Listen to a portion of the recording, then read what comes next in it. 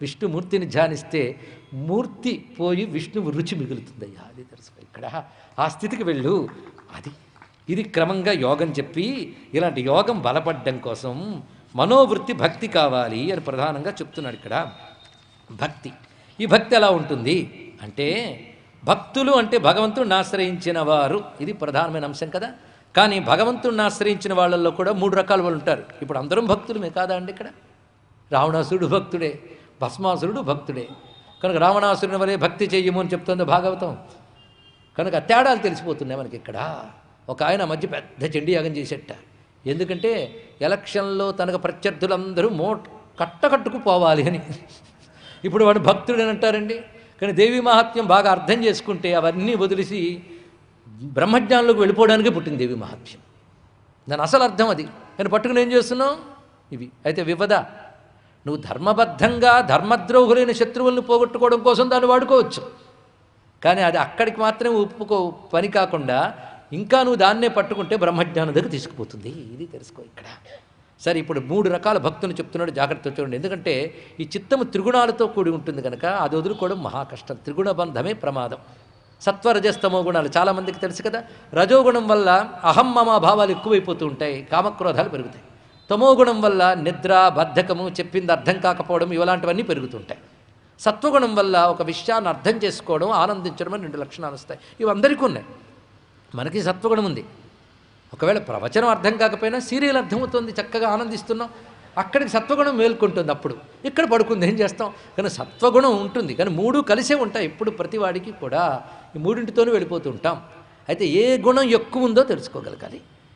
ఒక గుణం ఎక్కువైనప్పుడు మిగిలిన 2 గుణాలు ఆ గుణానికి దాస్యం చేస్తూ ఉంటాయి, లేకపోతే దాని కంట్రోల్లో ఉంటాయి. సత్వగుణం గొప్పదైనా రజోగుణ తమోల గుణాల కంట్రోల్లో ఉంటే రావణ కుంభకర్ణుల దగ్గర విభీషణులా ఉంటుంది. ఏం చేస్తుంది దాని పరిస్థితి? దానికి రూలింగ్ లేదు, అడ్మినిస్ట్రేషన్ లేదు, ఊరికనే చెప్పడం, నోరు మూసుకోవడంతో తప్ప మరి లేదు. అలాగే మన సత్వగుణం పాపం విభీషణులా బాధపడుతూ ఉంటుంది. ఏం చేస్తాం? కానీ రాముడిని గుర్తించగలిగేది మాత్రం సత్వగుణమే. రజోగుణ తమో గుణాలు గుర్తించలేవు. ఇది రహస్యం. ఆలోచించే వాళ్ళకి ఆలోచించినంత. ఇందులో వాడు భక్తుడే, వీడు భక్తుడే. కానీ భక్తుల్లో తేడా చెప్తున్నారు. అభిసంధాయ యోగింసాం దంభ మాత్సర్యమేవ వా సంరంభీ భిన్న దృగ్భావం మయి కుర్యాత్ సతామసః. చాలా జాగ్రత్తగా విందా. ఇందులో 3 భక్తులు ముందు చెప్తాడు. 3 భక్తుల్లో కామన్ ఫ్యాక్టర్ ఏమిటో నాకు మీరు తర్వాత చెప్పాలి. జాగ్రత్తగా వింటే కదా చెప్తారు.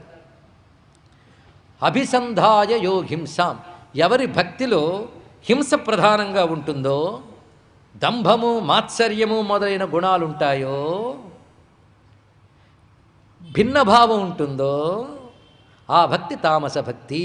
ఎందుకంటే ఒక ఆవిడ అన్న మాట ఏంటంటే, ఏమండి ఆవిడ వస్తువులన్నీ దొంగలు దోచుకుపోయారు తెలుసా అంటే, మరి ఇన్నాళ్ళు చదివి లలితాశాస్త్రం ప్రభావం అందుటండి ఆవిడ. అంటే అర్థం ఏంటంటే ఆవిడంటే ఈవిడికి పడదు. ఇన్నాళ్ళు లలితాశాస్త్రం చదివి కదా, ఆ ప్రభావం చేత ఆవిడ పోయిందిట. పతివ్రతమ్మ ప్రభావం ఇదే అండి. ఇలా అనుకునే వాళ్ళు ఉంటారు. మరి నేను చేస్తున్న జపమా మజాకా అన్నాడు ఒక ఆయన. ఇవా అంటే ఈమె చేస్తున్న జపం దేనికి? లలితాశాస్త్రం దేనికి? శాంత్యతీత కళాత్మిక మైత్రియాది వాసనా లభ్య, ఇవేం పట్లే. ఎందుకంటే అర్థం చెప్తే నిద్ర వస్తుంది కదా. ఇన్నాళ్ళు అర్థం చేసుకుండా లక్షల మాలు పారాయణ చేసింది ఆవిడ.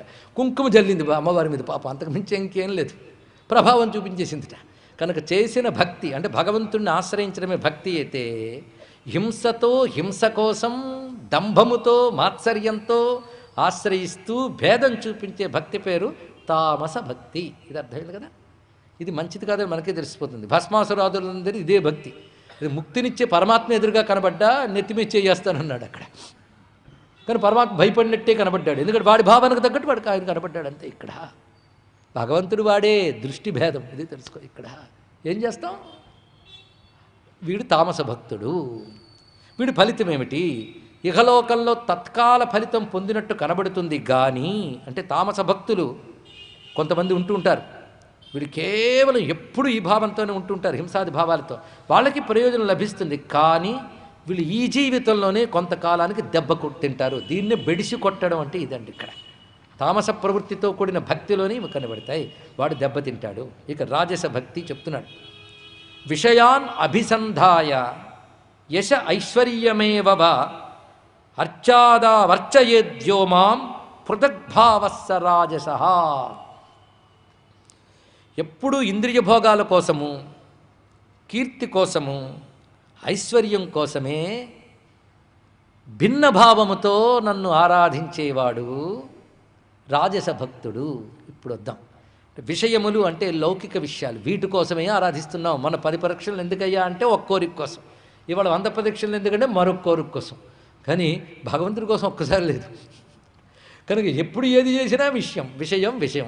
సత్యనారాయణతం మొదలు ఎందుకు చేసేవా అంటే పిల్లలు పుట్టడం కోసం, రెండవసారి ఎందుకు చేసేవి అంటే పిల్లాడికి సీటు దొరకడం కోసం, మూడోసారి ఎందుకయ్యా అంటే వాడికి ర్యాంక్ రావడం కోసం, నాలుగోసారి వాడికి ఉద్యోగం రావడం కోసం, ఐదవసారి వాడికి పెళ్లి కావడం కోసం. మీరే చెప్పేస్తున్నారు, నాకు అవకాశం ఇవ్వండి. తర్వాత ఎందుకయ్యా అంటే వాడికి పిల్లలు పుట్టడం కోసం, తర్వాత ఎందుకయ్యా అంటే వాడికి సీట్ రావడం కోసం. మళ్ళీ మొదటి ఏడుపు, తర్వాత అది మళ్ళీ సెకండ్ ఇన్నింగ్స్ అంట మళ్ళీ మొదలయ్యాయి. ఇంతే. కానీ సత్యనారాయణ స్వామి కోసం ఒక్కసారి చేయలేదు, అది వచ్చింది బాధ ఇక్కడ. అది వాడెవడు ఏం చేస్తున్నాను స్పృహతో ఒక్కసారి చేయలే. కనుక ఎప్పుడు చేసినా విషయాభిసంధి అన్నాడు ఇక్కడ. విషయాభిసంధి లేదా యశస్సు లేదా సంపద, దీనితో చేసేవాళ్ళందరూ రాజస భక్తులు. వేరు భావముతో, భిన్న భావముతో చేసేవారెవరు? రాజస భక్తులు. ఇప్పుడు మన భక్తి ఏంటో మనకే తెలిసిపోతుంది, బయటికి చెప్పొద్దురండి గప్చు. ఎందుకంటే మన ప్రోగ్రెస్ రిపోర్ట్ మనం రాసుకుంటే ఫర్దర్ మార్కుల గురించి ఏం చేయాలో తెలుస్తుంది. అంతే. ఇక్కడ ఎంత సాధనా దృష్టితో వింటున్నాం కదా, మరొక దృష్టితో కాదు. ఇప్పుడు ఇది అర్థమైంది కదా. మూడవది చెప్తున్నాడు జాగ్రత్తగా.